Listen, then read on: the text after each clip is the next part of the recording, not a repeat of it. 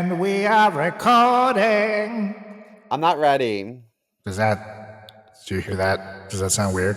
It sounds like an echo, but I'm not ready. I wasn't given a 5-minute warning. So when you're on stage, as often as I'm on stage, I expect a 5-minute warning. So I'll be ready 5 minutes from this moment. 5 minutes from this moment. Thank you, 5 minutes. That is what we'll do. So we'll just sit here quietly, wait for the next 5 minutes. I play around with this sound, and I go like this. Is that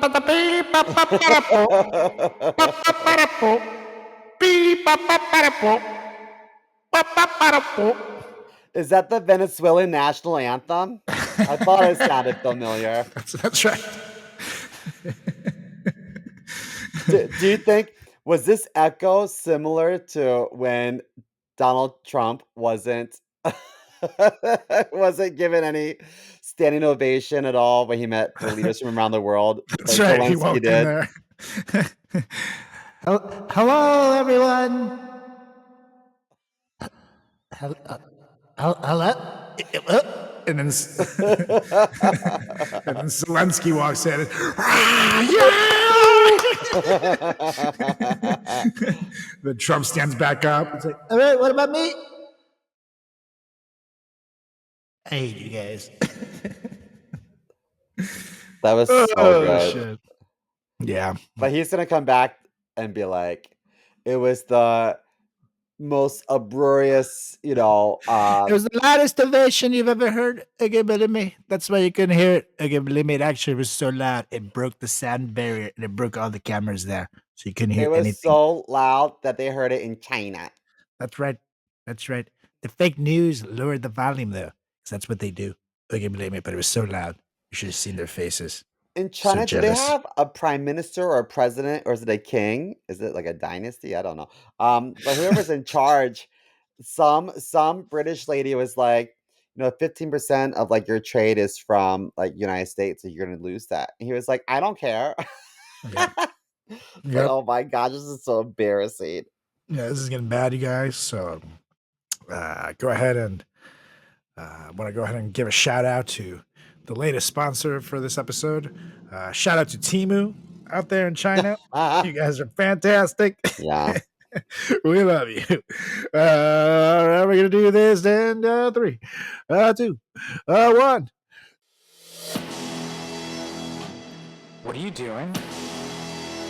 Testes in my mouth. Get on the ground, you fucking pledge. Ew. Welcome to the greatest podcast experience of your life. This is the Frat Chat Podcast. All young men like 3 things. Food, news, pussy. Featuring Carlos Garcia and Chris Moore. What's up, everybody? Welcome back to an edition of the greatest podcast in the history of podcasting time.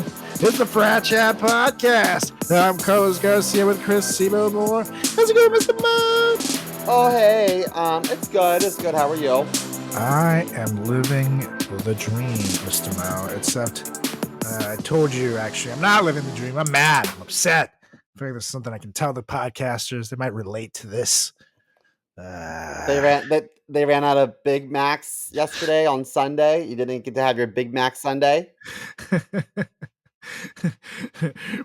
Wait, what?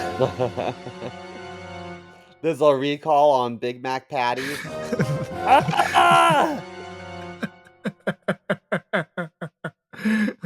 Not again. So let me guess. You're upset because Julie bought single ply toilet paper. Again? No, not this time. She knows that she does that shit again. I'm taking the ring back. I'm taking the ring As you back. should. As you should. You know how much double ply toilet paper I can buy with a brand new engagement ring? A lot, motherfucker. Yeah. I'll never have to worry about wiping my ass again. So, you know what? I had a friend move into a new apartment fairly recently, and I sent her like a survival kit.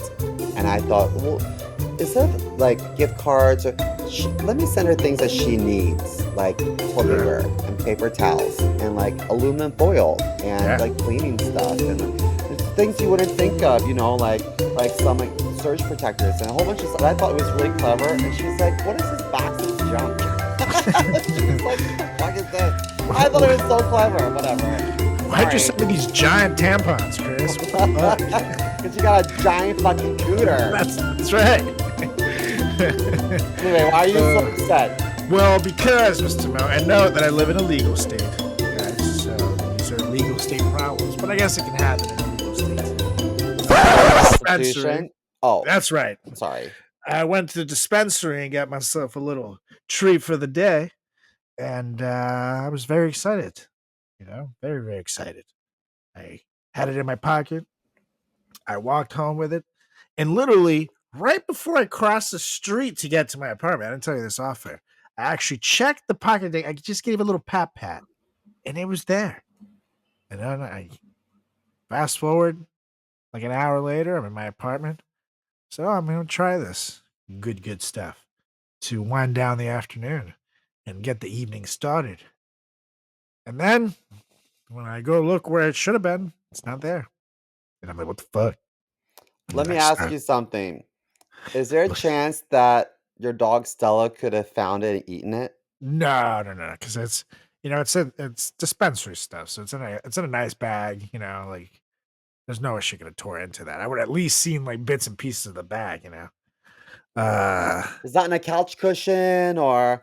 No, I looked everywhere. And I was wearing this exact hoodie, and I had it in the pocket.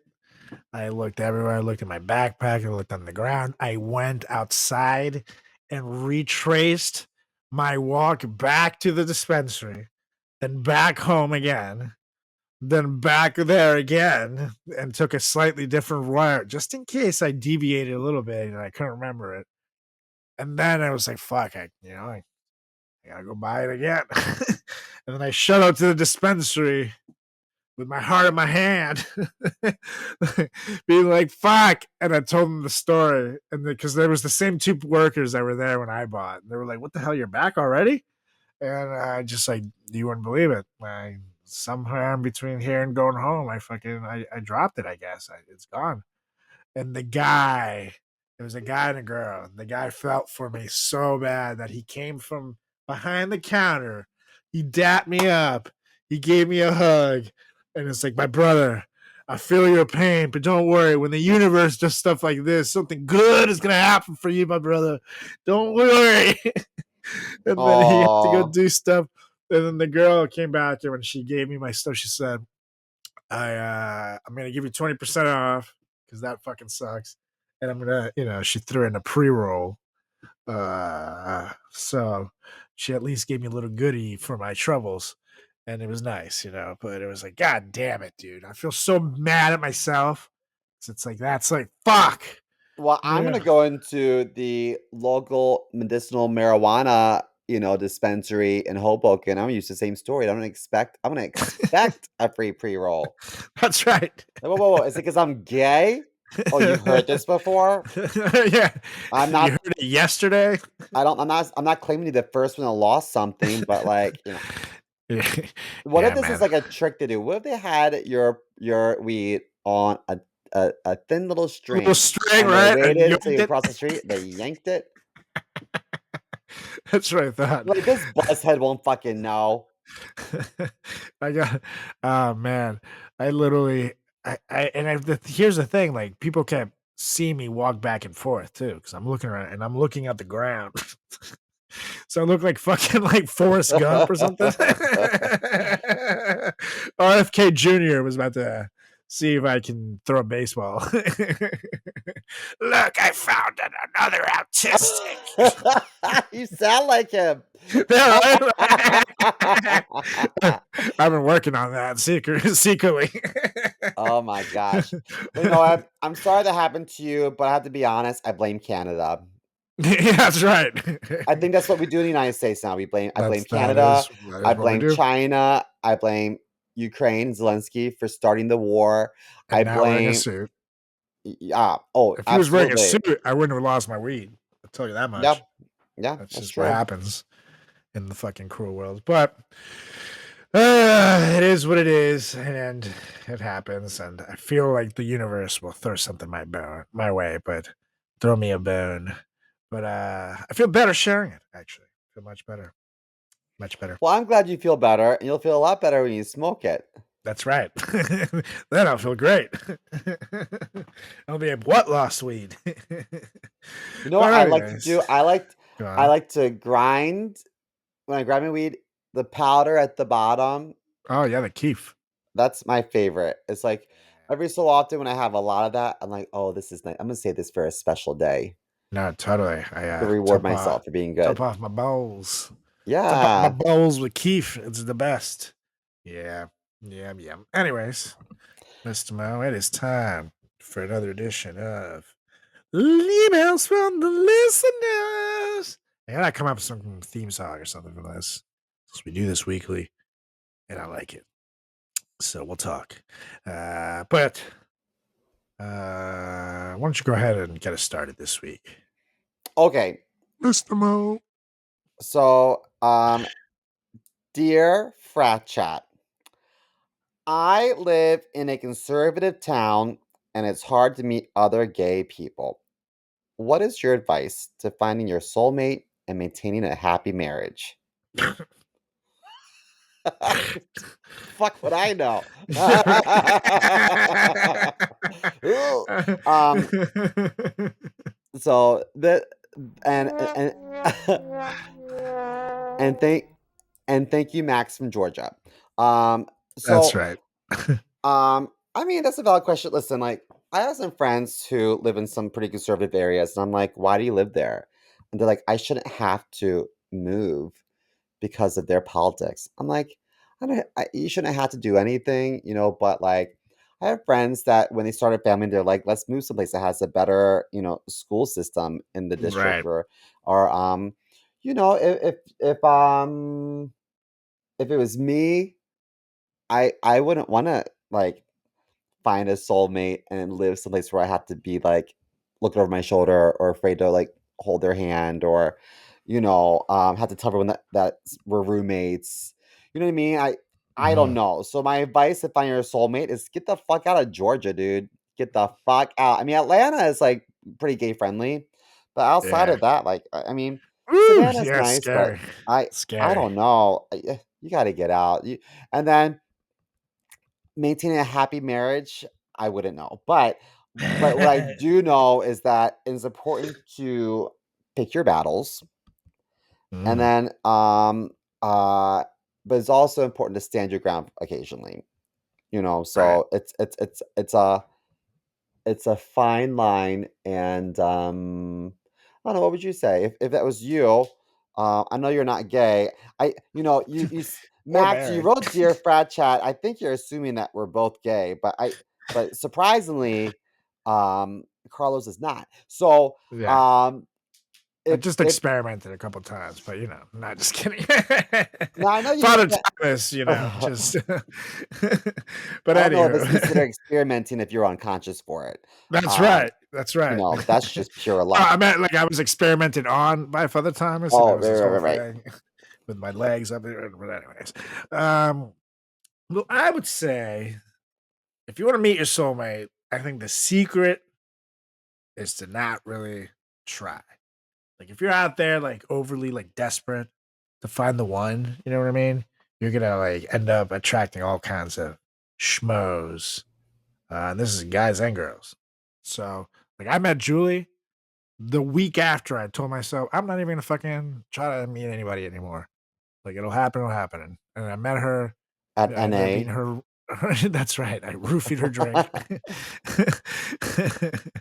No, it was a real estate agent, and it was like totally worked out. And in college, my previous serious girlfriend, I met her like randomly at a party after I told myself I'm not even gonna fucking try to date anybody anymore. It just seems to always work out that way. And I dated some people in between, that were like kind of rebounds.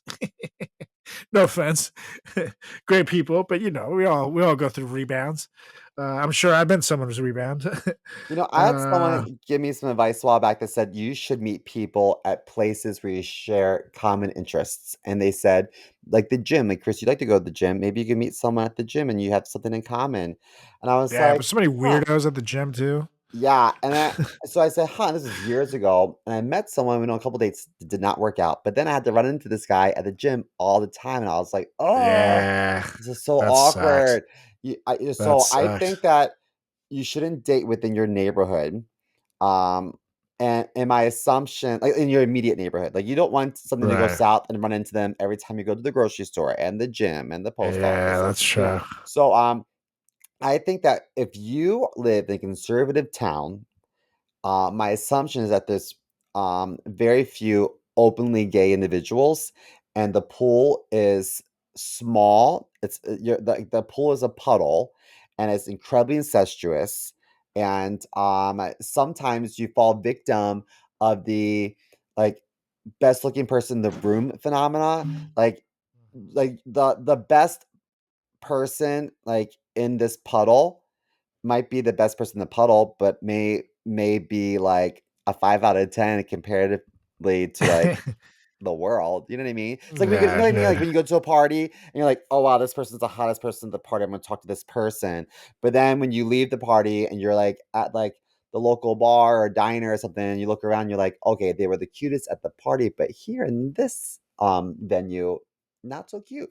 So I don't know. I would say, Max, move. Get out of there. Yeah. And as far as a good relationship, I'm not married, but me and Julie are going almost 8 years. And I think what's keeping us before that, I had done a couple of 2-year relationships, never longer than that. So Julie's been my longest. But with Julie, what I've done different than everybody else is that definitely opened up my communication as far as And you blackmailed her. that's right.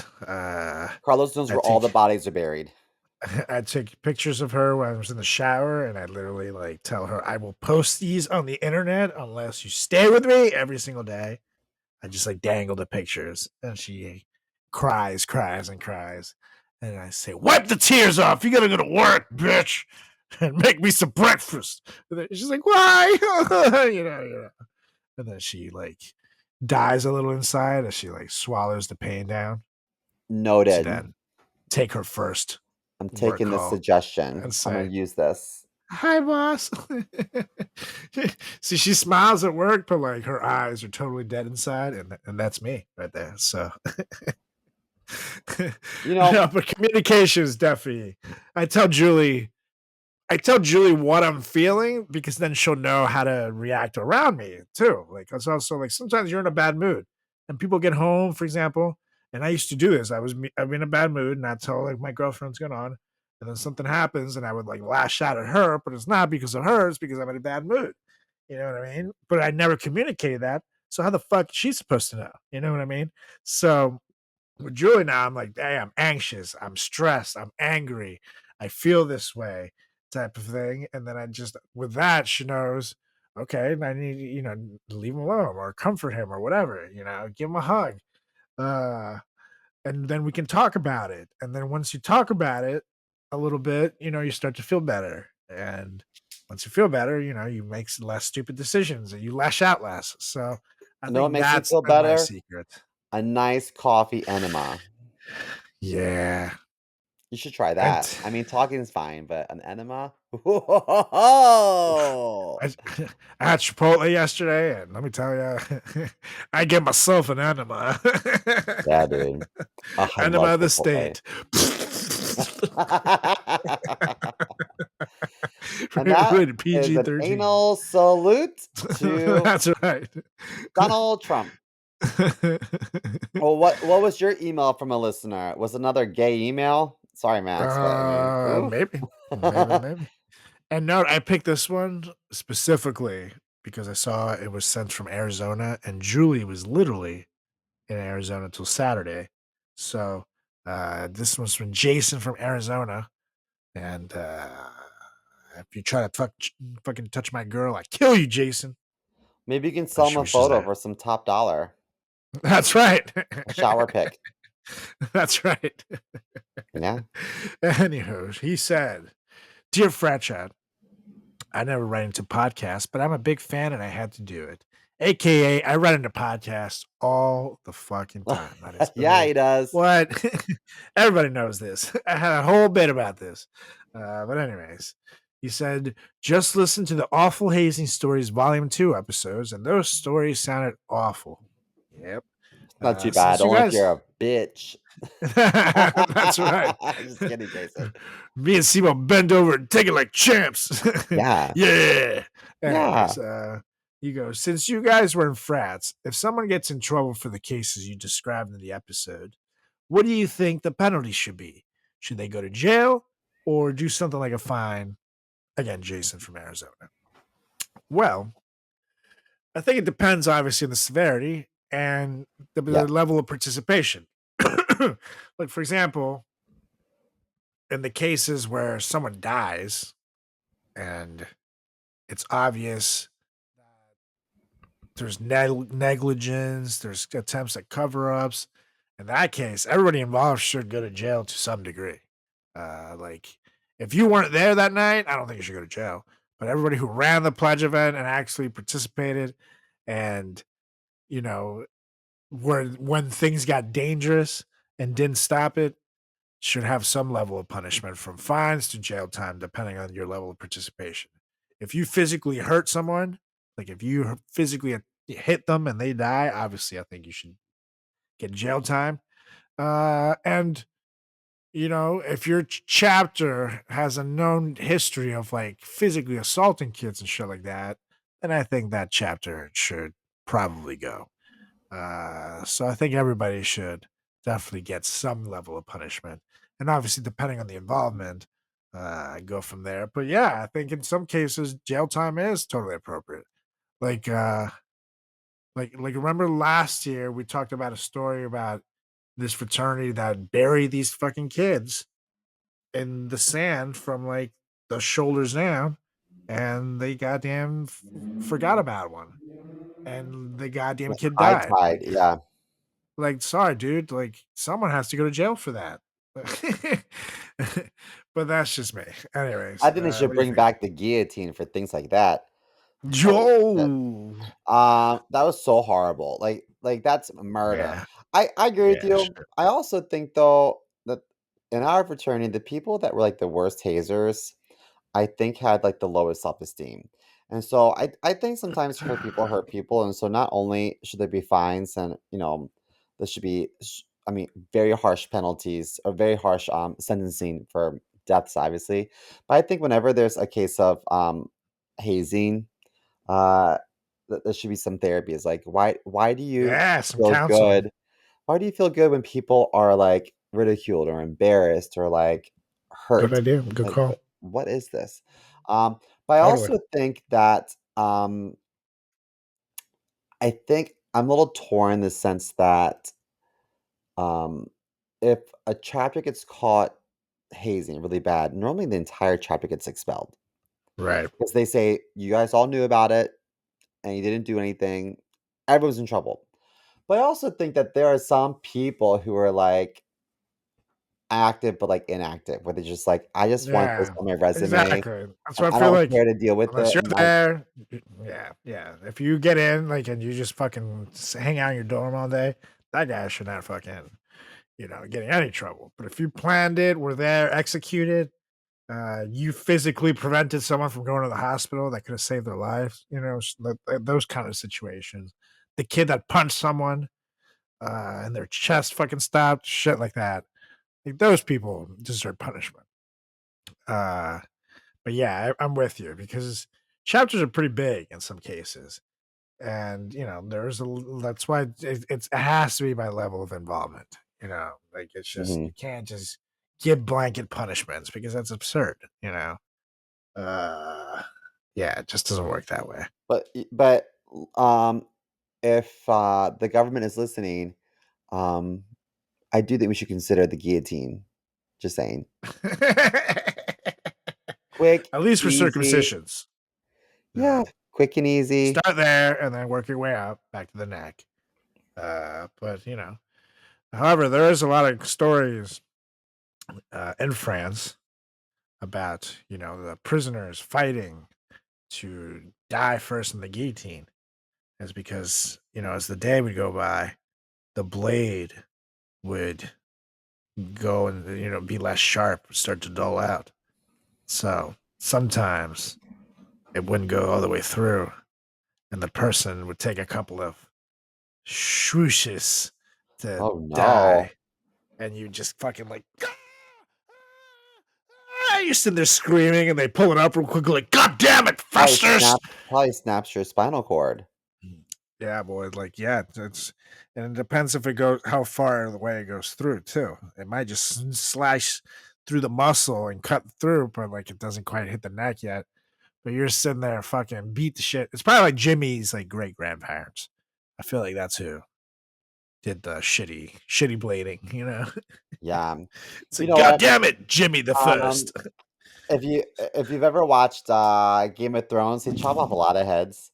And then I was Mm-hmm. like, oh man, I need something a little bit lighter in spirit. I'm gonna watch Handmaid's Tale. I'm like, oh, everyone gets hanged in this. Oh Ooh, no. I don't want that. Then you watch, something fun on like Netflix, like The Night Agent, and it's like, oh, everyone's shot. Everyone dies. Dude, Okay, well, I speaking of guess. Handmaid's Tale, Mhm. I love that show. I think it's a fantastic show. Holy shit! And then with stuff that's happening now, too relatable. But that's the problem, that there's just so much misery, and there's just like this fucking all these poor women and all these people go through so much shit, and it's just a constant suffering, and you just want the suffering to come to an end, and it never fucking does, and it just gets worse and fucking worse, and you think it's going to get better, and it gets fucking worse, that you just really want to watch someone get beat to shit for a whole season, and just when you think they have hope, they don't, and that's the next season. uh, but then my point being, like me and Julie, eventually, like, especially the world is like a tough place already. You know what I mean? We were like, okay, like, I'm not in the mood to watch this lady suffer anymore. Like, I need to take a break from the show. And we haven't been able to go back to it just because we're like, do we really want to see this suffering? Yeah. It's like, and no, again, we love the fucking show, but it's like, Jesus Christ. Like, it's just one thing after the other. Good Lord, the world's already awful. I need a reminder. But Um, so uh there's a lot of like parallels between that show and today, specifically with like our yeah, relationship with Canada, because yeah, everyone escapes wild, Handmaid's Tale to go to Canada, and wild. uh, I um, I read somewhere, I think like a couple days ago, that Trump's administration was proposing to defund um, the suicide hotline for like queer Yeah, youth. yeah. And Canada Um, launched theirs. yeah, and I was like, oh wow, like this looks familiar, Yeah, you they know. opened it up to Americans. So now Americans can call Canada's suicide hotline, Okay. and they have their own. But yeah, Canada, you Trump is are a going to defund class it. act. Thank you, Canada Canada. suicide hotline for Americans. Let me give you guys the number. We gotta say like Ba-da-ba-ba-da-ba. Canadian, eh? That's right. I can't find it, but that I is hear what they are something saying. crazy. Oh, wait, here it is. Apparently. So here, let's see. First things first, is this true? With a suicide help, blah, blah, blah, blah. Any reading? You should be a fact checker on presidential debates. Yeah, right. But then they don't listen. JD Vance. What the hell? You guys sent me in a flat check. What the You say you're not hell? gonna fact check me, and you what did you Yeah. just do? You fact checked me. So How could you? So the Canadian number for the Americans is 877-330-6366. Uh, and actually, it does not seem to be true. It's actually a trans lifeline hotline number. So it's something else. but the Canadian hotline has like a 988 suicide number. So I don't know. I don't think it's true that Canada has their own number for Americans just yet, but they dial 988 over there. But it is true apparently that Trump is looking to defund suicide care shit here. So stay tuned. That's not good. That's horrible. Can Yeah. they just like let freaking like queer people, especially like trans people, just exist? Like, Yeah. Okay. like, do people feel safer like asleep at night, like in their bed, knowing that they stripped like just civil rights away from a trans person? Like, come on. Well, I I do don't understand. realize I do have an answer for you, Mr. Mo, actually. This Yeah. exact same question. It's not a matter of feeling safe. It's that we all know how worried right wingers get about people stealing their jobs. And so I just think that they're very worried that, the trans person or the drag queen are going to steal the hard earned pedophile jobs that the MAGA right wingers have earned every single week, even though they haven't been able to do so yet. They don't want to take any chances, so I Yeah. think that's really what it is. They want to make sure they keep their jobs as being the number one molesters and diddlers of kids nationwide. You go, MAGA. Woo! Had there been any recent cases of some more MAGA diddly? A Louisiana pastor, of course. Of course it's a pastor.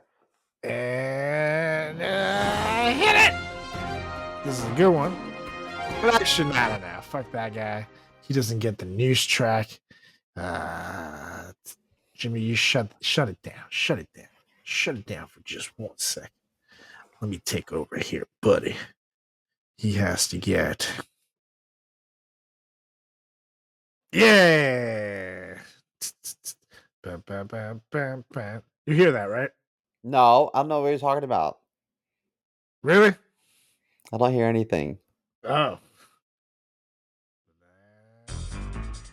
Oh, now I hear it. Yeah. All right. So, a Louisiana pastor has been arrested in Texas for allegedly raping a child. And his name is Shane Philip Wiggins. And he was taken into custody earlier this month after Louisiana authorities issued a warrant for his arrest. He's now facing charges of first-degree rape and child molestation. And I'm not gonna lie, he looks like a rapey Santa Claus, so it totally fits. According to Morgan City Police, the investigation started in December when a mother came forward and accused Wiggins of sexually abusing her child. The abuse allegedly happened over the past few years, with police interviewing the victim and several witnesses, but Wiggins refused to talk to investigators. When they did try to reach him again, he had already vanished. Um, Chris Holloway, the senior pastor at Little Pass Baptist Church, said Wiggins suddenly left the Baldwin Baptist Mission Church in early February. Shane left town around the 1st of February, Holloway told the Baptist Press. My last conversation with him was on January 28th, 2025. That's what I assume this guy talks like. Wiggins had been a pastor at the church before 2011 and came back in 2015. After working with Texas police, investigators tracked Wiggins down in Paris, Texas. He was arrested and taken to Lamar County Jail, where he's awaiting to be sent back to Louisiana.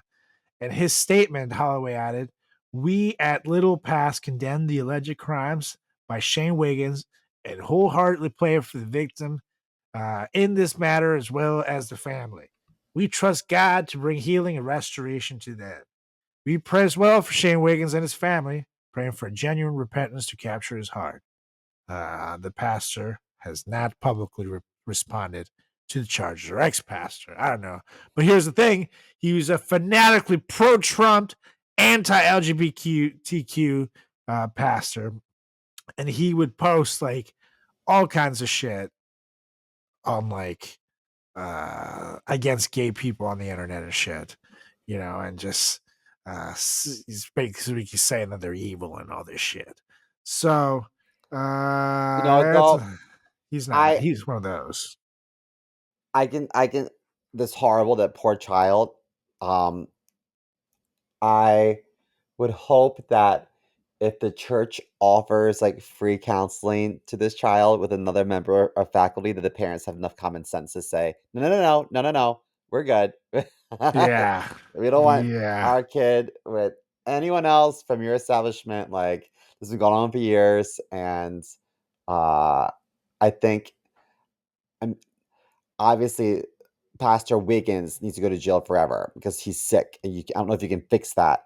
I don't know if they're rehabilitatable, but I also feel like his supervisor should be held accountable. There had to have been signs. Totally. Totally. And I'm sure, they got to look at this guy's record and shit and find out more about him. But it's like, I don't know, Shane Wiggins. And he looks like a fucking. I mean, the name doesn't help either. Here's the thing. In hindsight, though, I think with a lot of these diddlers, like we do have the privilege of hindsight with looking at their faces. Like, sure, they look like diddlers. Maybe if I saw them walking down the street before, I'd be like, oh, that guy would be a good Santa impersonator and not think he's a diddler. But after hearing that he's a total diddler, you look at the pictures like, yeah, total diddler.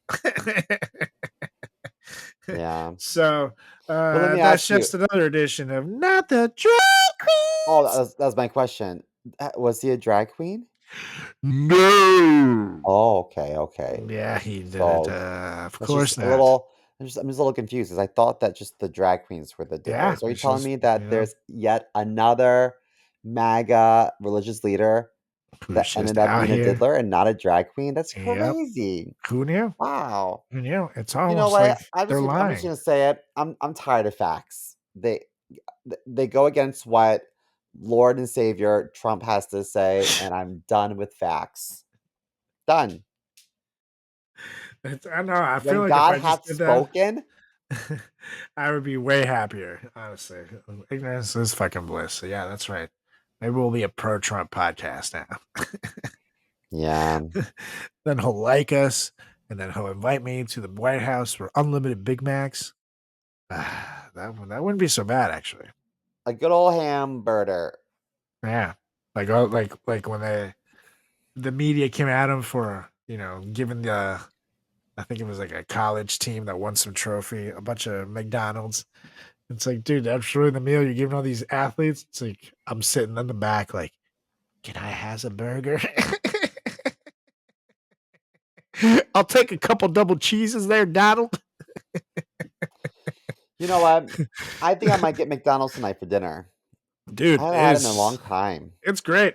Just make sure you don't get yourself like 6 double cheeses again and house them and give yourself diarrhea. You got to get like a nice little combo, get some fries, maybe some nuggets, a little a little burger action.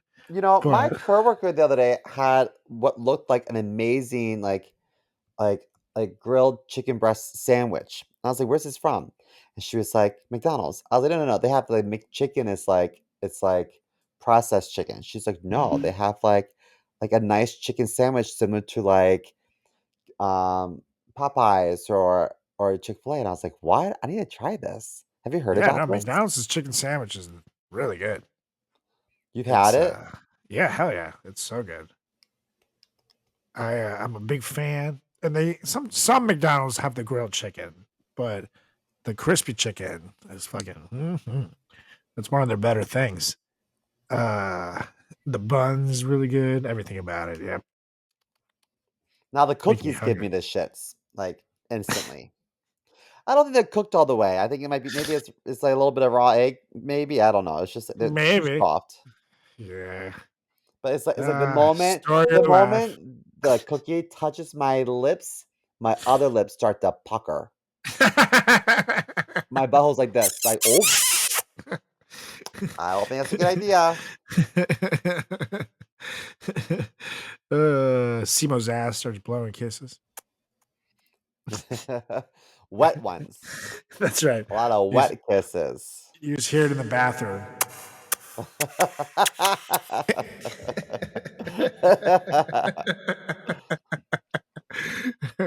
Oh shit. Anywho, that was an impromptu, not the drag queens, but we do have some love news, you guys, that reality TV star, easy for me to say, Tiger King got married. That's right. In jail, as one does. He married fellow inmate Jorge Flores Maldonado while serving his 21-year prison sentence. Maldonado, who is 33 years old and a Mexican national, is serving time for immigration issues. The couple shared photos of their prison wedding, wearing tuxedos and white hats. And Exotic mentioned working on getting asylum for Maldonado and expressed willingness to move to Mexico upon the release. Exotic, who claimed fame from the Netflix documentary Tiger King, is currently in prison for plotting to kill that damn Carol Baskin and is violating federal wildlife laws. Cool cats and kittens. That's right. And now it's just so ironic because Tiger King loves Donald Trump, like bigly, as the Mhm. Donalds would say. So it's just so ironic that because you see it often. Surprisingly, and a lot of MAGAs are married to like Latino people who have immigration issues, and they totally want their significant other to get by, but just not everybody else. But there's millions of those people. Donald So Trump's married to an immigrant. that's right. It's almost like you guys are contributing to the problem. But yeah, no, it's crazy. It's just ironic to see a MAGA fighting I for a Mexican guy to get asylum and live in the States. Can you imagine the first time Donald Trump, Melania, JD Vance, and his wife met up or got together? Maybe they went to dinner. Can Oh you God. imagine like Donald Trump being like, "Okay, so Mrs. Vance, so where are you from?" She's like, "America." He's like, "Uh-huh. Yes. But like, where are you from?" She's like, "America." Ooh, I don't think you understand the question. You don't look like a typical Ohioan, in a perfect world, uh, potential murderer would stay behind bars longer than someone who had an immigration issue and probably filled out some forms incorrectly. But in Right. today's climate, it's like they are putting um an illegal immigrant, regardless of like the situation, higher on the list of like dangerous people than like our homegrown dangerous people. Totally. And now they're just coming up with reasons to call people gangbangers too. Like I saw this one dude who got arrested because they found a picture of him in the 80s before a rock concert, legitimately doing this, like the rock hand pose, with Yeah. the old devil horns, as they say back in the day. But those are not and they claim to say that the devil horns were him making gang signs in the picture. It's like, what? Those are not gang signs. That's fucking rock and roll sign. An international sign of fucking rock and roll is this shit. There's millions of pictures of me fucking doing that. There's millions of pictures of fucking white people all across the world doing it. I mean, they're all fucking an MS-13. It's like they're looking for any reason to say that someone is in a gang, and it's just absurd. So Yeah. They're gonna hear some kid listen to like old school LL Cool J, like, "Mama said knock you out." That's violent. We have to get rid of this person. This is that's not right. gonna work. That's That's right. that's not gonna work here in the great land of the United States of America. That's right. The land of Georgia where mama doesn't knock us out. We knock mama out, bitch. Yeah. Nah, man, it's crazy. It's crazy. But anywho, Mr. Mo, I believe it's time for us to get to it because this week, ladies and gentlemen, boys and girls, children of all ages, we got a fun episode for you. About fast food. That's right. We're going to talk about all the foods we like and how we shit after them. Yes. Number 10. Taco Bell? That's right. No, that's number 2. Oh, yeah. Anywho, no, this week we like to talk to you about how life is fun, life is great, life is entertaining. However, we got too much goddamn trauma to goddamn talk about this week. Because this week we're gonna look back. Yeah, God damn it. Okay, Jimmy's the fucking Jimmy. thing. Jesus. God, what a dick. Anyways, this week we're gonna look back at a time of our lives where, we maybe sit down and watch a movie, maybe got good reviews, had a nice little cast. Maybe we're just bored. Just scrolling through TV. Maybe going to movies with our parents. And we think we're gonna watch a nice little flick, and then all of a sudden we end up being fucking traumatized. Some awful shit happens in this movie. Whether it's the whole movie or one particular scene, we got 10 movies that left us completely fucked up, either as kids or adults, here at the Frat Chat Podcast. And we'll explain why. This is a good episode because I've been dying to talk about this. Yeah. Let me drink a little of my Arizona. No, we're not sponsored by Arizona Iced Tea, but I want to tell you all to go out and buy this shit still to this day. Not only is it amazing, but these motherfuckers, doesn't matter what time of recession it is, these cans are still $1.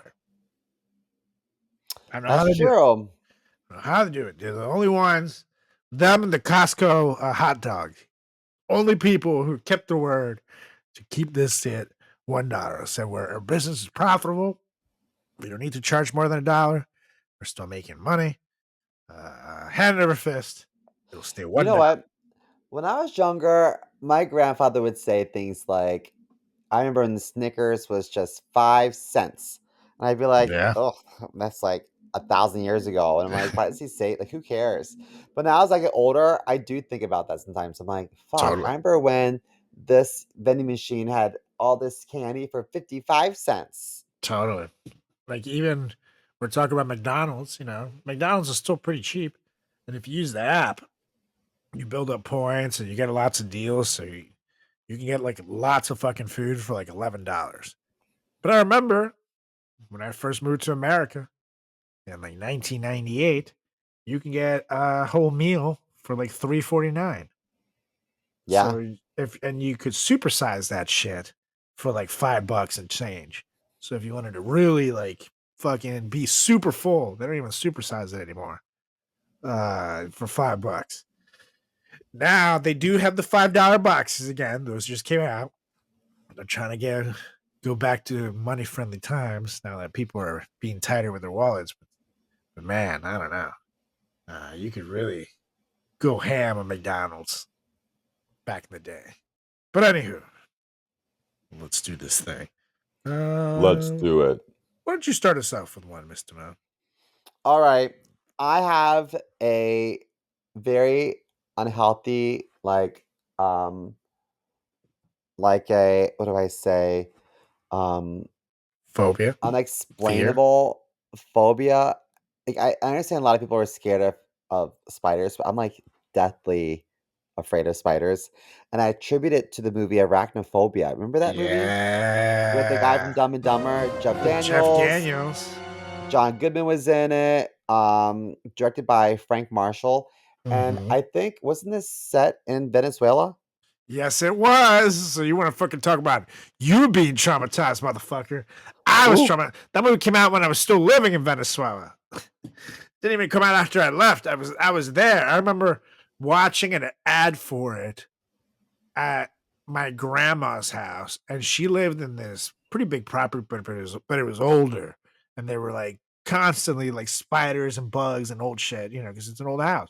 And then I'm watching this ad at like 10:30 at night for fucking arachnophobia.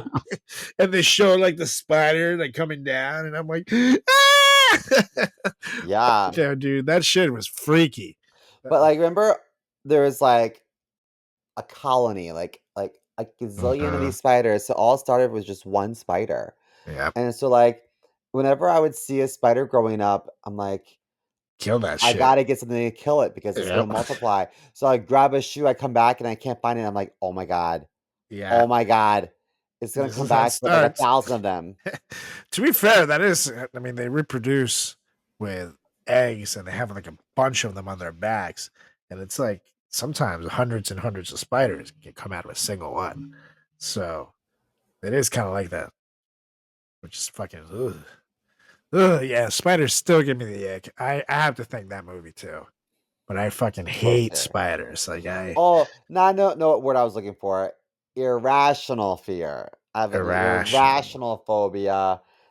It like I get like paralyzed. If I see a Yeah. spider, I'm like frozen. I don't even You like to watch have them on TV. you have arachnophobia. That's the name of the movie. Oh, yeah. Yeah. Ah, yeah.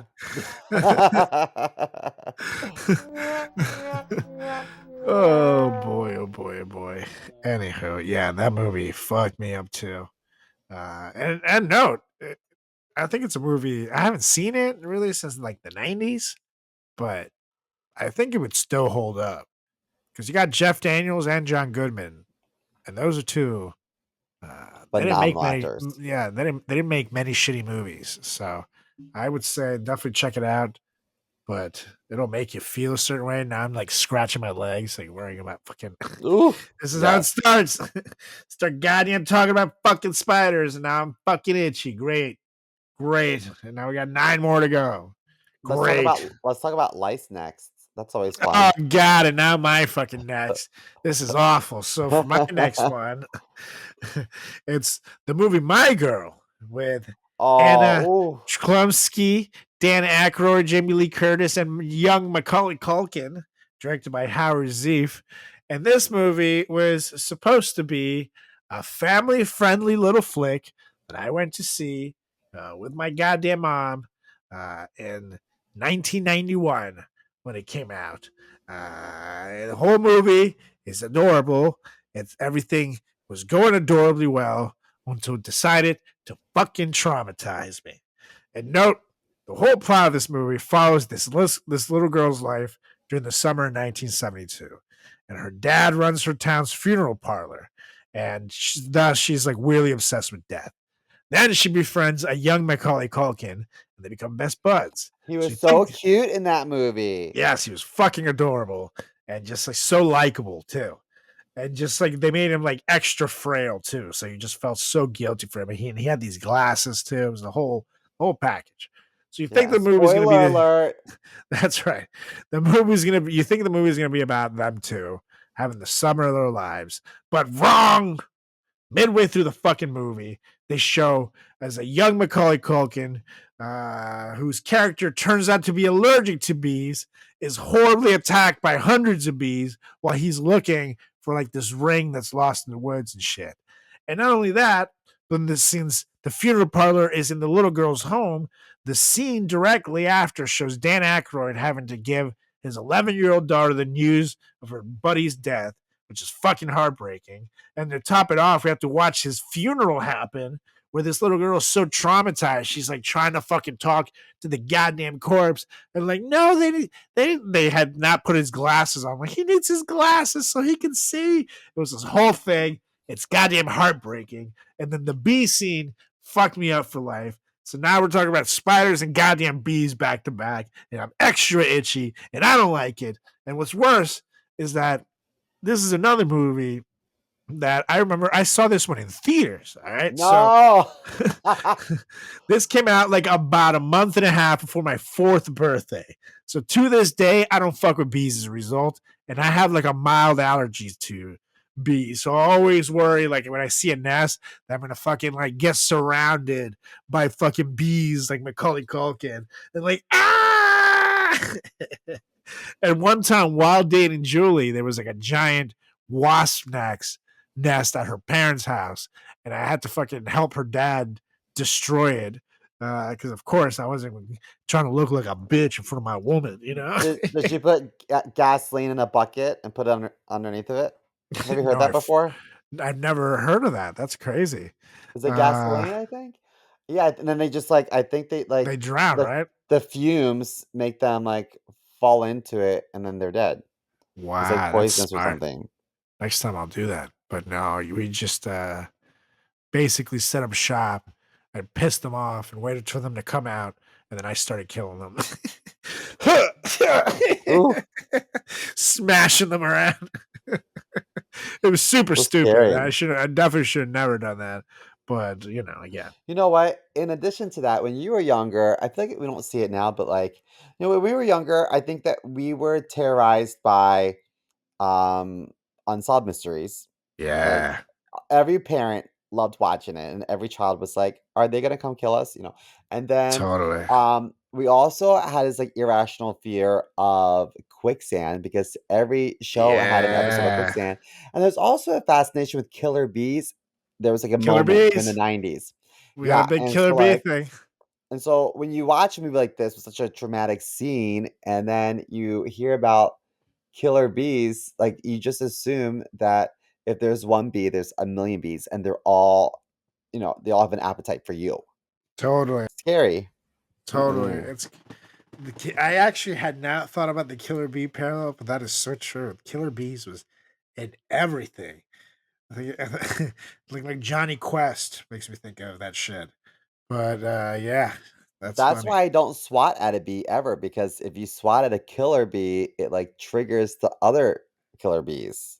I know. Yeah, it's pretty enough. We should not be swatting at those that day. But again, Carlos Garcia don't look like no bitch. You put it on my tombstone after the bees kill me. Yeah. He was super allergic, but he wasn't no bitch with like 15 eyes. It'd be super expensive, but maybe you guys can like crowdfund the tombstones so the eyes, you know, everybody can help chip in like one eye per person or something. People, I'm down.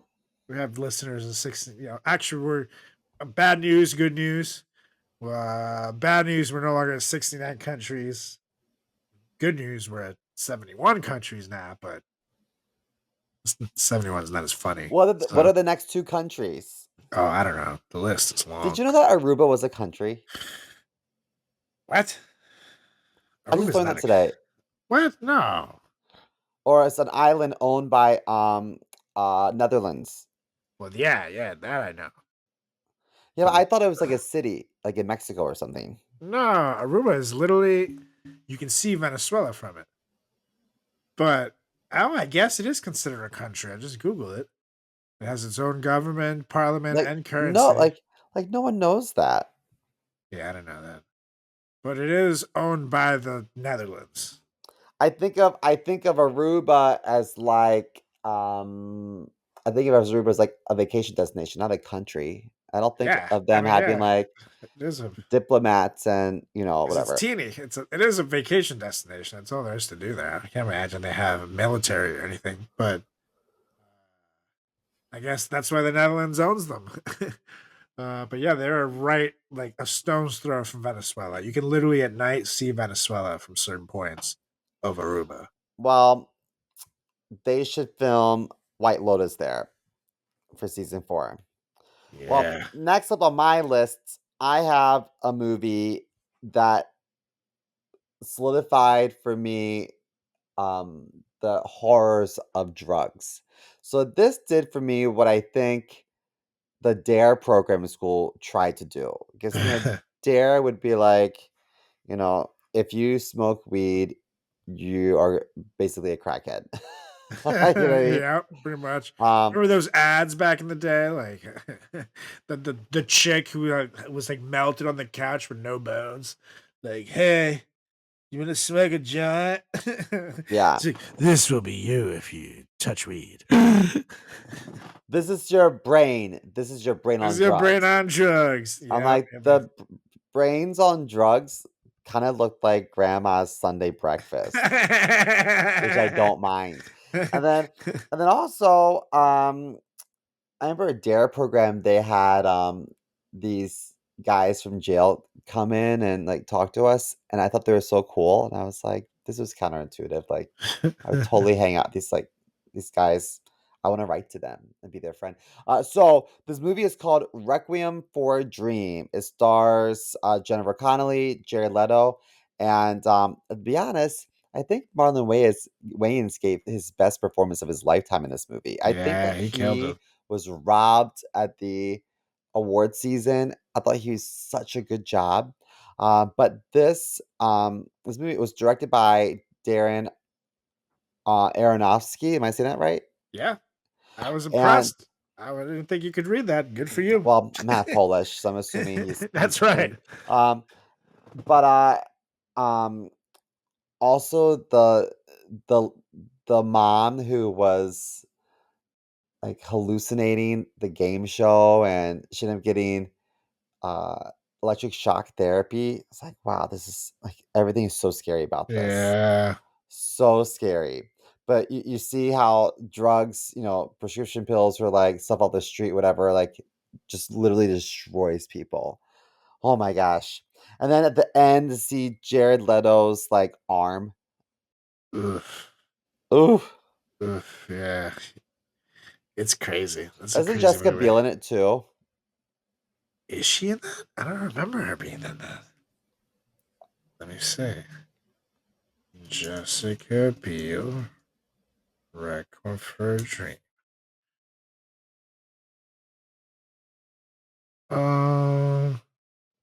No, she wasn't. Um, Wishful Good. thinking. Yeah, this is maybe she was still in Seventh Heaven back then. Actually, Probably. I like Jessica Biel. I wish I saw her more things. She's got a killer fucking bod, man. yeah, she does. However, if you do want to see her in something, she had a Hulu miniseries that she directed and stuff herself and produced. It's called Candy. That's what it is. Yes. It's a true story. It's a crime story. And in it, she has like a little perm in it because it's set in, I think, the late 70s, early 80s. And Justin Timberlake is actually in it too. And he plays a cop and he's actually really good at it. But if you want to see her in something that's really awesome, check out Candy. Okay. Came out in 2022. So 3 years ago. And it's just one season because it's just the one story, but it's so good. I Again, like her. Candy. Yeah, and she like made the show happen. So good for her. I love her. She's such a babe. Justin Timberlake is a lucky man. He had two of my 90s grow up crushes at his list, Britney Spears and Jessica Biel. So good for him. Good for him. Anyways, What's next on your list? up next on my list, I have one that, oh my God, if you were a 90s person, you know, you know about this movie. Because many today, honestly, it's not that a movie that gets talked about at all anymore. But again, if you were alive in the late 90s, you definitely heard about this movie and it probably fucked you up. Because the thing is, for the longest time, people thought that this movie was real. And the whole premise of the movie is that it's a found footage film and it's like a scary movie. And it's filmed just using a very regular handheld camera with no special effects or anything. And again, it was marketed as a true event. And I'm talking about the Blair Witch Project. And Yeah. for Set in some reason, Maryland. oh, yes, so very close. And I'm watched this as an 11-year-old. And I was so fucked up after that I've gone camping a few times. And every time I think about the goddamn for Blair Witch Project. And luckily, I ended up finding out that it wasn't real, thanks to them ruining the illusion by making some shitty sequels later on. But if you remember the 90s and watch this movie, you will know just how freaky of a phenomenon it was. Because, again, no special effects, nothing. Just they built on a little lore about this witch and just the shit that ended up happening to them. It gets freakier and freakier and freakier. And it's just the way it ends is fucking chilling. but it is terrifying. It's so well done, and it made a fuck ton of money, and it cost like nothing to make. So would it be So considered like a mockumentary? I guess it's kind of like a documentary, but it's not real. Like a maybe.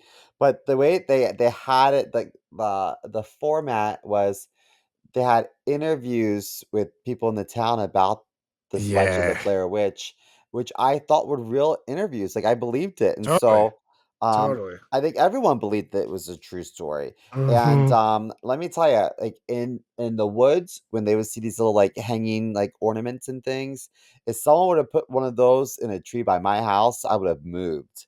You know what I Totally, mean? dude. Super I freaky. believed in that stuff so much. That was scary, and, like, I remember, when I was really little at, like, sleepovers, I'd be, like, paralyzed, um, with the idea of them, like, peer pressuring me to go into the bathroom and say Bloody Mary in the Oh dark. God, yeah. Or there's in Maryland, they have Black Aggie.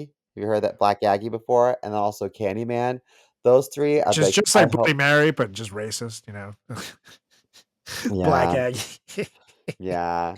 Um So that's what would scare me. So I thought like when I grew up and you know, I got older, I thought, okay, that's not real. No one's gonna come out of the mirror. But then this movie comes out, I'm like, but they're gonna get me in the Mm-hmm. woods, you know. Mm-hmm.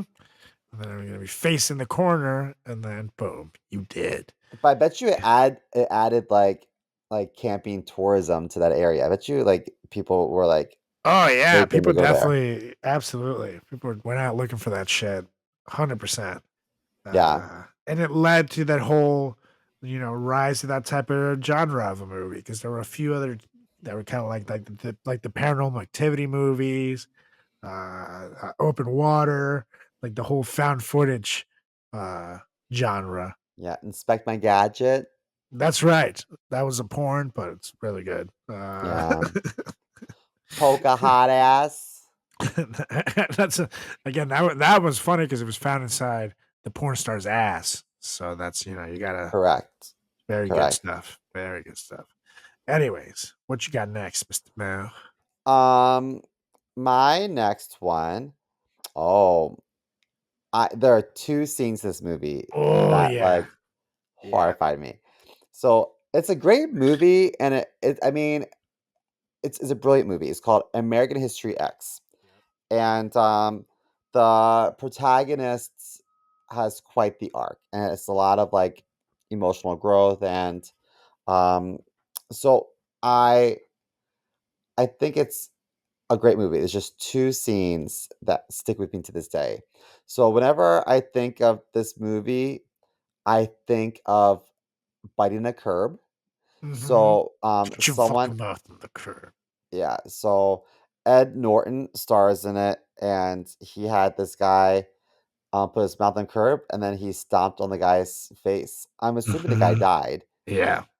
Um, it's got Ed Norton in it, Edward Furlong from T2, Yep. Ethan Suplee, and was directed by Tony Kaye.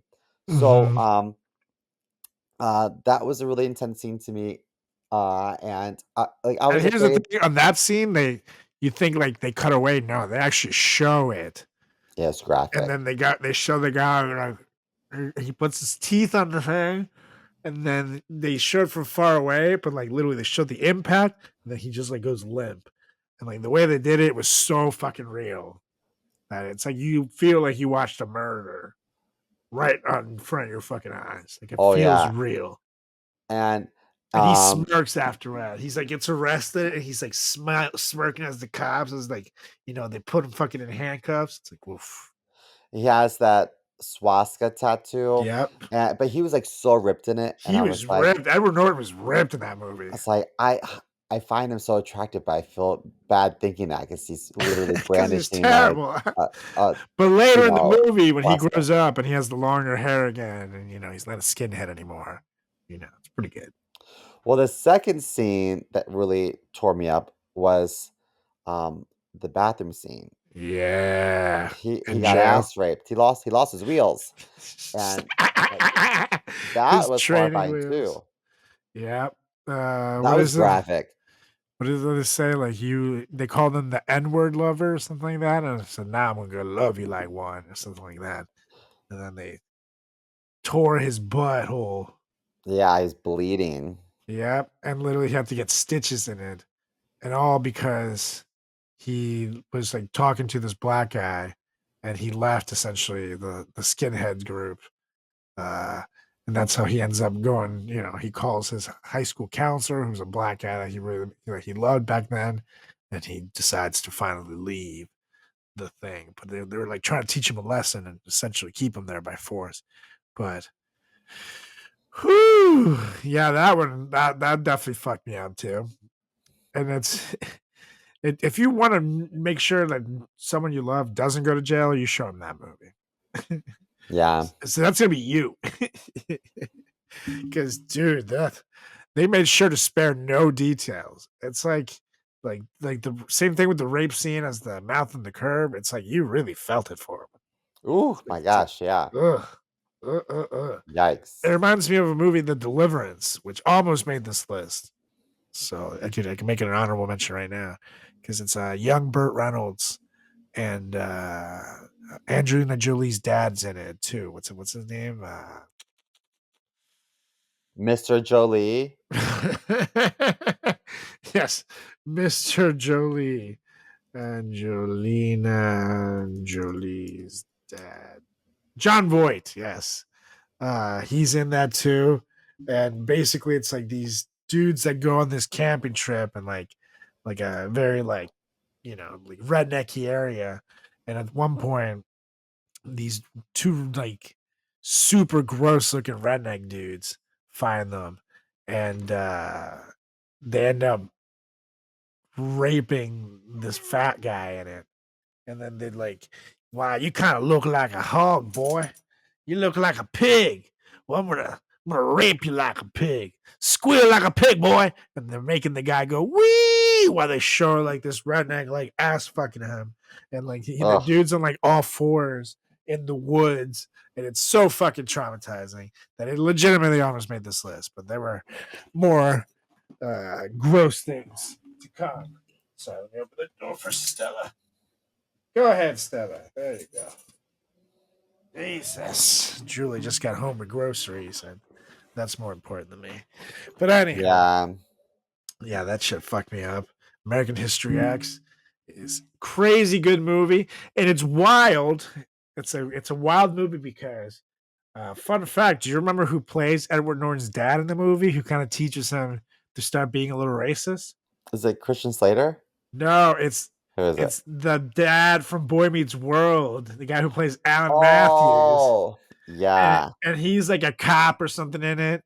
And he basically starts putting in like the idea like, oh, like affirmative action is just hiring unqualified black guys instead of people who could be watching your pops' back. And it's just like since he loves his dad, and the way he even teaches it, like him, it's a very well spoken way to cover his racism. And he does it like, oh, it's all just policies.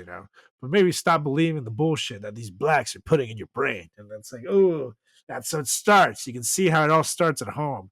But it's so wild to see Corey Matthews' dad, the guy who taught the boy how to meet the world, be the one teaching American History X how to be a skinhead. It's kind of wild. It's kind of wild. And then his Even dad that's gets wild. killed on the job, and that's how it's like, oh, it's because he had an unqualified black partner, and that's how he becomes a racist. Even that's wild. Mr. Feeney, the neighbor in Women's World, got his start as a porno actor. That's right. That's right. They called him Mr. Weenie back then. Yes. And he was huge, let me tell you. Yeah. Who's there? Beanie. Even more so because he's a tiny man, so proportionally he just looked like a third leg. That's true. All right, I have to confess something now that we're talking about this. I You masturbate to that every morning? yes, Yeah. Mr. Feeney is on my wall. No, I totally saw this.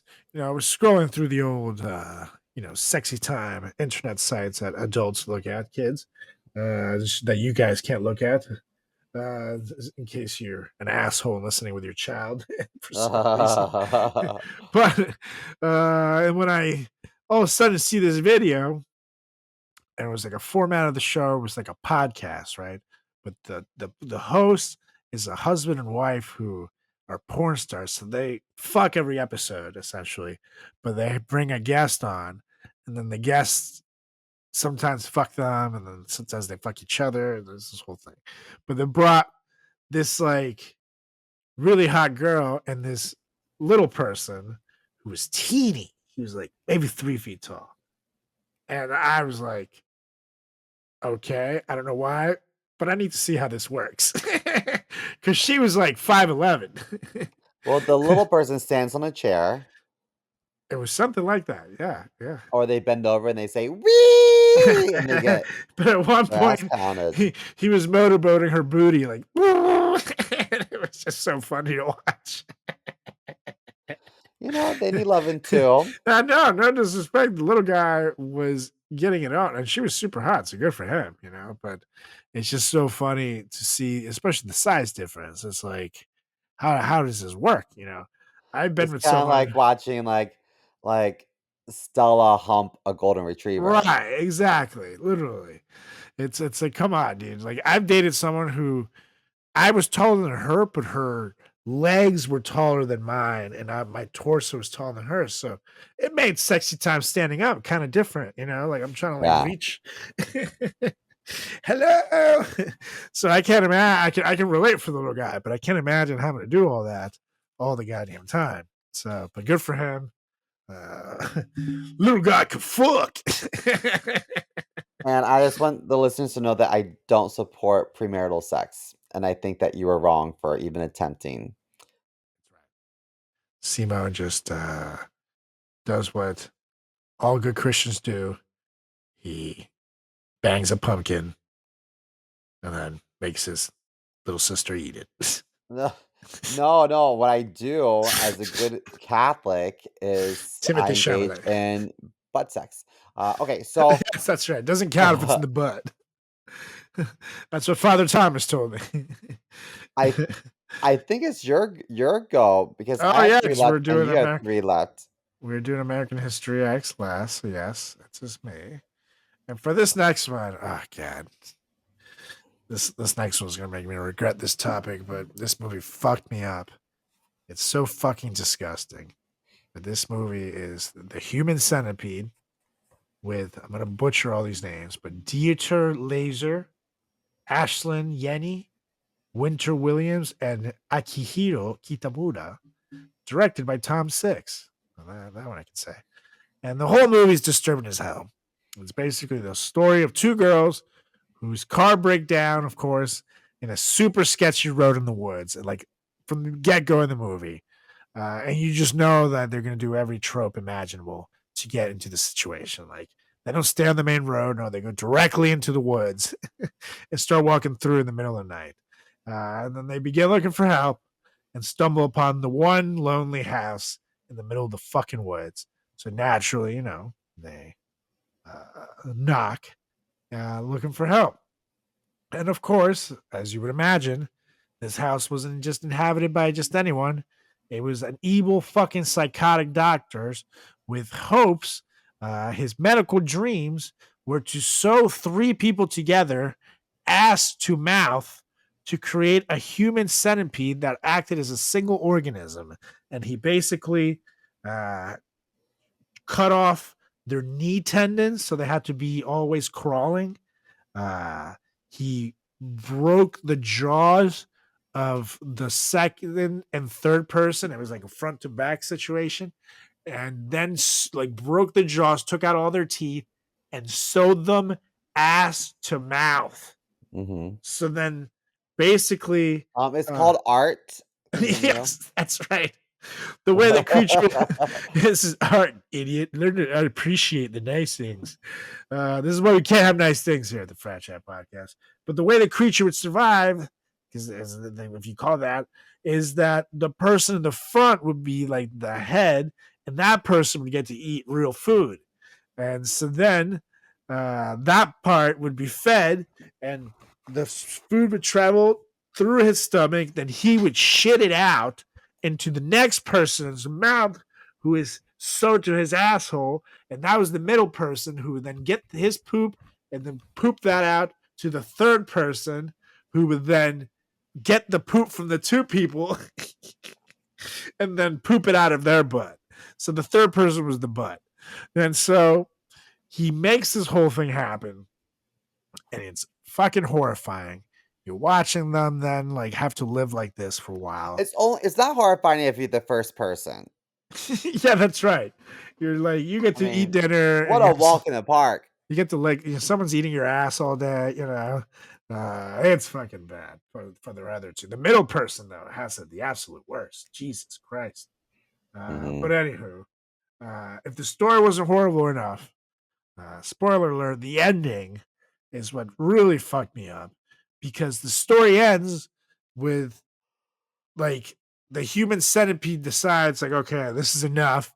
The front is an Asian guy, and he's like, fuck this. So he decides to try to stab the doctor, and they end up fighting and shit. And like cops come to the door, and the doctor ends up dying. But here's the thing: the person in the back was getting sick because they were rejecting the whole operation. And if the doctor didn't cut her out, she was going to die. And she was getting sicker and sicker as the movie went. And at this point, the doctor dies. The girl in the back is like dying. And the person in the front decides, I can't do this, and cuts their own fucking throat and kills themselves. And so what you're left with is then the girl in the middle, who then notices the one in the back, who's her friend, ends up dying. And so the front and the back are both dead. So it means the one in the middle can't go anywhere. And she's just sitting there fucking crying and crying and crying.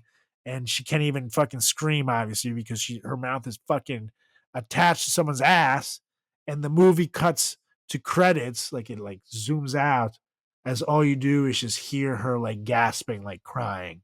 And like those are like the credits for a while, I believe, is her crying. And I think you see like cops are arriving and shit, but it's like, what the fuck happens from here? Like, what the fuck? Like, it is horrible, dude. There is a sequel.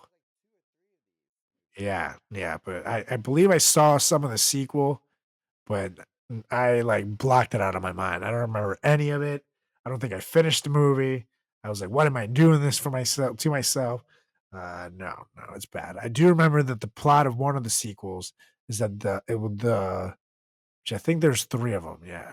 And the third one was like a guy who was a fan of the movie. Like the third one basically establishes that the first two were movies, and the third one is like a guy who's like a super fan of the movie, who's like a security guard, and he's going around kidnapping people to make like a 20-person human centipede. But he wasn't like a surgeon, so he's doing everything himself, and it's like awful. So yeah, no. These movies.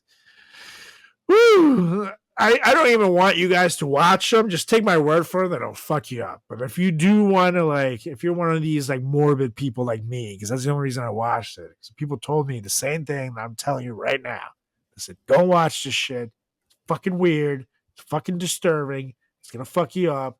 And it's like a car crash and you're driving by it. I had to slow down and roll my window and see what the fuck it was all about. And trust me, I paid for it. So if you don't want to heed my words, check out The Human Centipede, directed by Tom Six. Bring the family. It'll fuck everybody up. Ooh, yikes.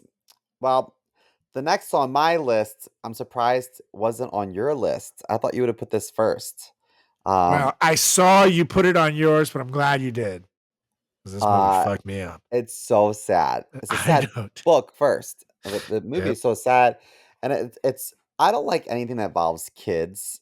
Yeah. Like it just makes me feel bad. Like I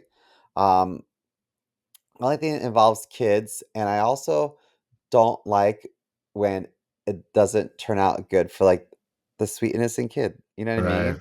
Right. And so it's just kind of like with Macaulay Culkin. Like no one wants to see a kid die in a movie, Totally. especially if they're like a sweet innocent kid, you know? Totally. Like knock off the bad ones. So, Yeah, fuck those you know kids. what I mean?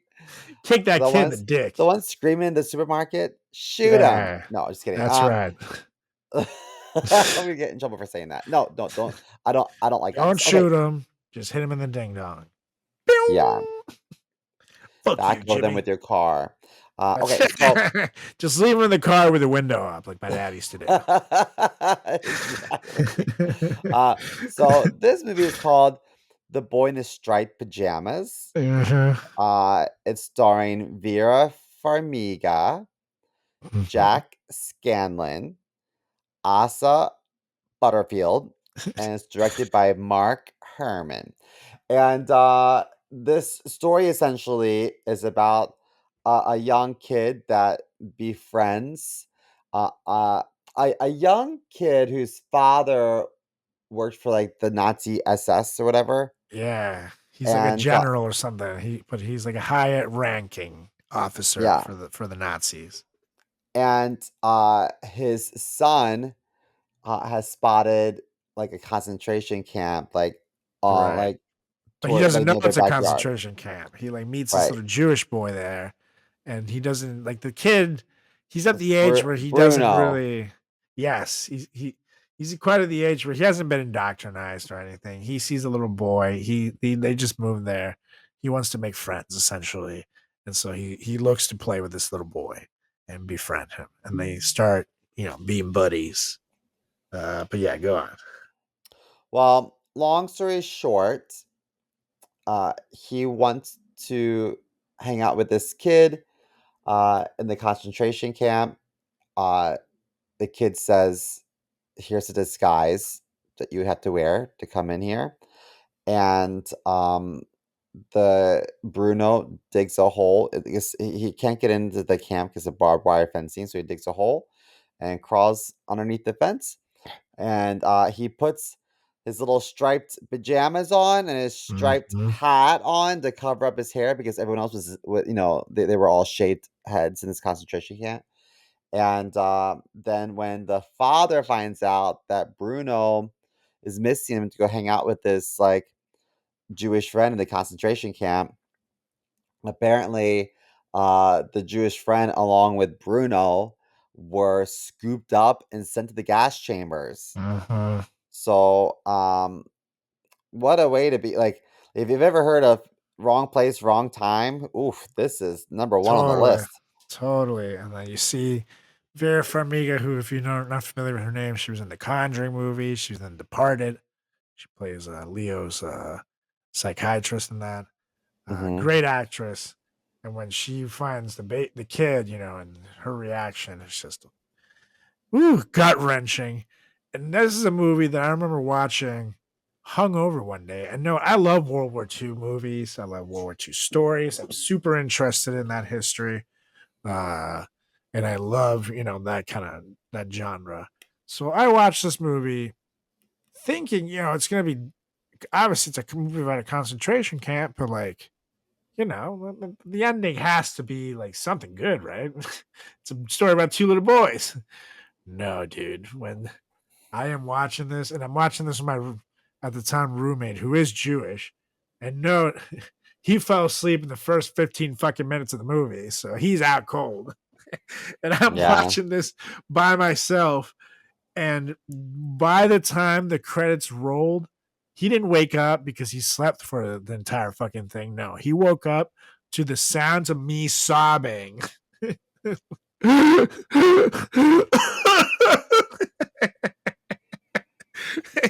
So what the fuck, dude? Like, how could you fall asleep through this, you fucking pig? You asshole. And I'm sitting there crying like like profusely for the next like 2.5 to 3 minutes until I could calm down about this little fucking boy. And holy shit, what a movie, dude. It is. Um, Woo. they didn't get much attention in the States um, at award during award season, but Vera did win the British Independent Film Award for Best Actress. Yeah, well, she deserved it. She crushed in it. and she's also a grade A babe. So I like Yeah. her. And her sister is also last name Farmiga, is the girl from American Horror Story. She's in the show a lot. Oh, really? Yep. American Horror. She has a younger sister. Story of Farmiga. Taisa Farmiga. Oh, Who, I didn't if know you that. if you look at pictures of them, they look very similar. Actually, it's kind of funny. But anywho, now that I'm extremely depressed and itchy, I Yeah. should movie choices. This next one is one that I believe uh, will be on anybody's list, especially anybody from that generation. But it's one that I think is a timeless movie. And if you watched it to this day, it holds up. But it's a movie that made an entire generation of people terrified of the ocean. And it's Jaws, directed by Steven Spielberg and starring Richard Dreyfuss and Roy Scheider. And no, this movie came out like 13 years before I was even born. And to this day, it fucking freaks me out about swimming in the ocean. Because, and I remember the Jaws fear for me got so bad as a kid that I was even afraid to swim in like a big pool by myself because I was terrified that somehow Jaws would fucking like be in there and eat me or some shit, you know, and no one would be able to save me. Like it like got that bad. And I was a swimmer too, so it made life very difficult. But Jaws, the soundtrack, the way that they film the shark slash barely even show the shark, all the shots, it is fucking terrifying. And you know, it's based on a true story too, which makes That it makes it even even wilder. worse. That Uh-huh. makes it so horrible because not only did it happen, but it will happen again, you Totally. know? Because that's the thing. It's there's millions of sharks out there still. And I will say it was actually kind of bad for sharks overall because people then got scared of sharks and it increased the hunting and poaching of them, which is not good. You don't want their ecosystem wiped away. Sharks are very useful for us. But at the same time, even if I'm in a foot of water, my eyes are peeled for sharks. And I'm like, and I don't go out any deeper than I need to at all. I'm like shoulder high at most. And even that, like I've seen videos and shit, sharks can be very close to the shore. So if I'm anywhere near in California or Florida where there's lots of them, my God, I am a fucking laser for any kind of wildlife. But even in places where they're not supposed to be, I always make sure to watch myself because you never want to be the first. And I've seen many stories of places where, oh, well, we didn't know that there were actually sharks. So that's what we found out because this fucking person died. So, Oof, that's not yikes. going to be me, baby. Um, you remember back in the day, like, remember all those shops in Ocean City, Maryland called Sensations? All the, Yeah. so all those like like surf type shops would sell jars of small baby dead sharks.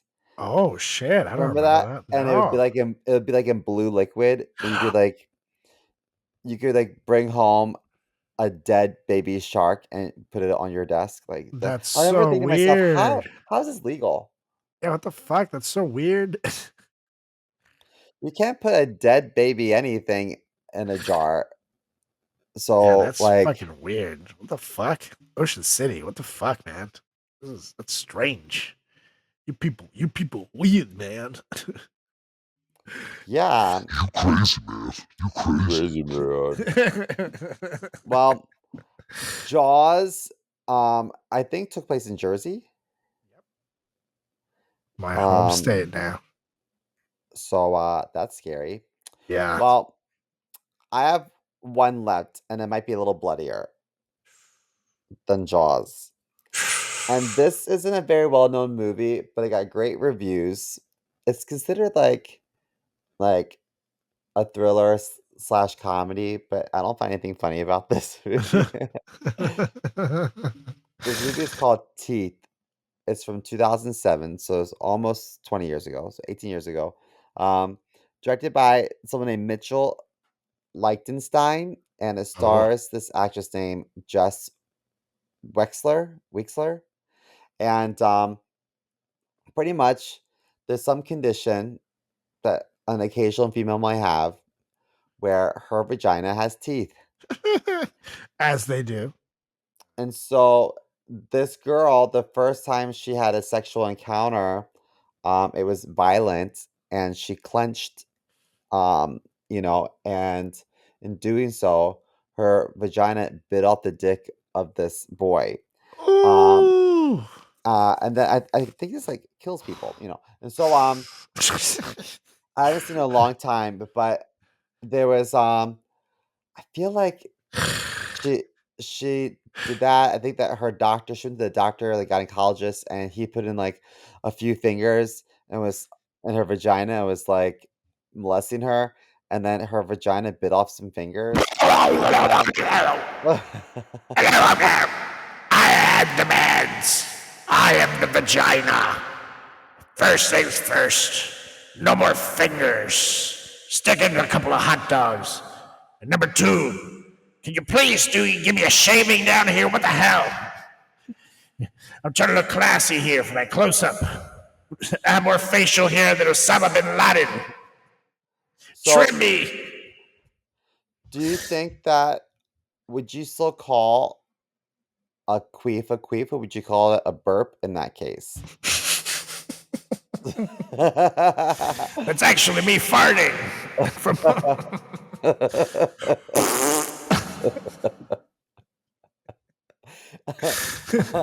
I remember one time. Excuse me. I remember one time in sex ed in middle school. I asked. So one time in sex ed in middle school, the teacher was like, "We are not allowed to talk about masturbation or abortion." Oh, And God. I was like, "Okay, but I have a question." And she's like, "Is it about masturbation or abortion?" I said, "No."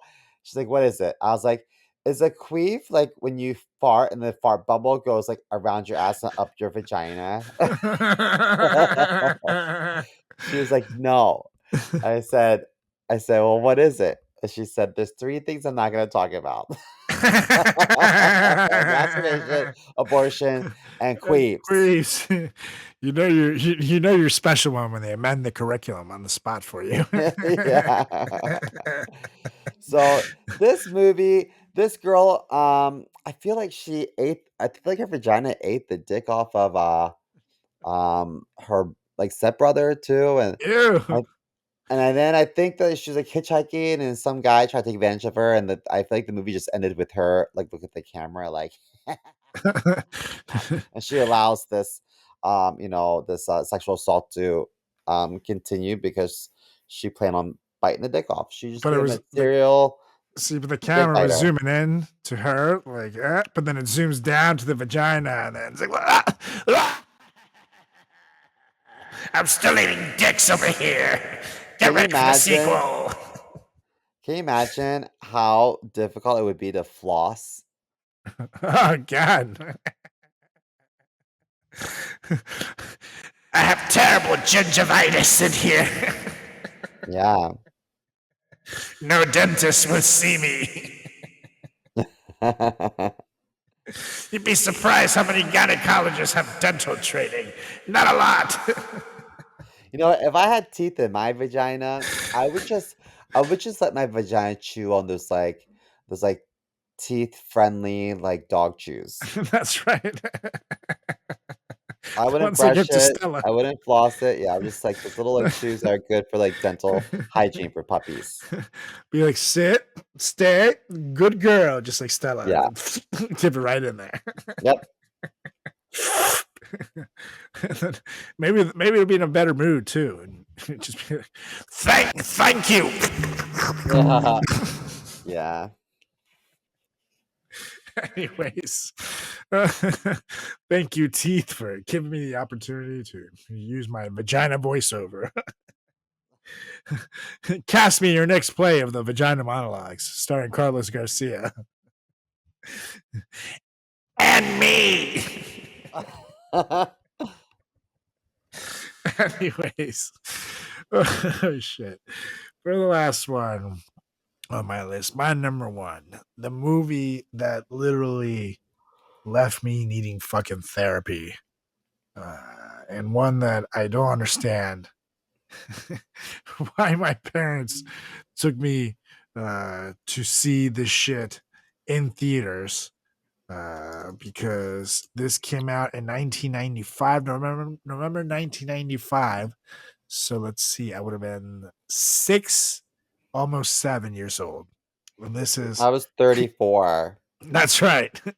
Simo Yeah. was just separating from his third marriage. Things were looking up, and then they weren't. But this is Casino with Robert De Niro, Sharon Stone, Joe Pesci, and directed by the legendary Martin Scorsese. And this movie, it's crazy because it's also a true story, and it sticks very close to what allegedly happened in the true story. Um, but there's one particular scene that, as a goddamn 6-year-old, I shouldn't have been anywhere near. maybe till I was at least 16. Good God, this shit fucked me up. But it's Joe Pesci, who's kind of like the enforcer, but he's getting too big for his britches during this part of the movie. So the mob decides that he's become a problem and he's got to go. So they set up a meeting with him and and he decides to bring his brother and a couple other guys to kind of talk it out. And he brings his brother to be the muscle for him just in case anything goes wrong. But he doesn't realize that his own friends are going to turn against them, and they literally start beating them fucking half to death with baseball bats. And you watch the whole goddamn thing. First, they hold Joe Pesci down and they make him watch them as they do that to his brother. And then once he's like barely breathing, then it's his turn. And then they start doing it to him. And then not only that, and not only do they show this scene, which again is a true story and hair in detail, but then they show as the mobsters proceed to dump him and his brother, who are still breathing and like groaning in agony, like they stripping down to their underwear. And they're like, you can see they're all bruised up and fucked up. And they put them in a shallow grave. And then to make things worse, they bury them while they're still fucking alive, and they just died, in there from their injuries and fucking obviously asphyxiation. Like they buried them a fucking alive. This is, I was 6, man. Like I was like, I still wonder, like, what the fuck were my parents thinking, taking me to see that? Like, what the And then fuck? they're like, we have news for you, kiddo. We're moving to America. And you're like, is this what they do in America? Wait, was No. Casino based in America? I don't Yeah. know if I want to go there. Dude, it is like to this day, it's a scene that takes me back whenever I watch that movie. Like I haven't seen it in years because watching that scene takes me back to sitting in that movie theater and watching this shit. Because for days, every time I went to sleep, I would see that scene play in my fucking head. And it's so goddamn violent. And the thing that makes it worse is knowing that it was true. So like that happened to someone. Someone fucking suffered through that shit. And you just like, oh, I'm kind of an empath, but a 6-year-old me, it was even more of an empath. So I was just like, no way, dude. That fucked me up to What's this day. what's the movie where they put the rats under the bucket and they put that on the guy's belly Too and the Fast, Too rats. Furious. Is that Too Fast, Too Furious? They literally do that in Too Fast, Too Furious with Paul Walker and Tyrese. And then they light Um, they burn the buckets, and it gets hot, and the rat has to chew through the guy's belly to get out. yeah. Yeah, but that was a real thing. I'm sure it's in other movies, but I did see it in Too Fast, Too Furious. Ooh. Yeah, fuck that. Well, these Uh, are movies I don't think anyone really needs to watch. I will say some of these are classics, but yeah, at least don't fucking show your goddamn kids. And Jaws. If you have never seen Jaws, you missed out. I showed that to Julie during the pandemic. She had never seen it, and I gotta say it still really holds up. And I watch it like once a year, so I'm due for a rewatch. But the Human Centipede, you can never pay me enough money to watch that again. Like I never want to be anywhere near that movie. And I'm due for Blair Witch Project. I would watch it again.